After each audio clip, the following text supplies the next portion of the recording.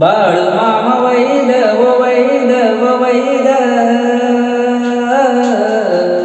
त्याने मेंढ्या केल्या पैद व पैद व पैद. बाळू मामा वैद व वैद व वैद,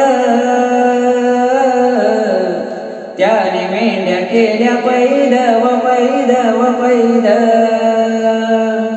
रुद्राचा अवतार थोर यो राहतो आदमापुरात, उधळूनी भंडारा ज्ञानगंगेची अमृतधारा.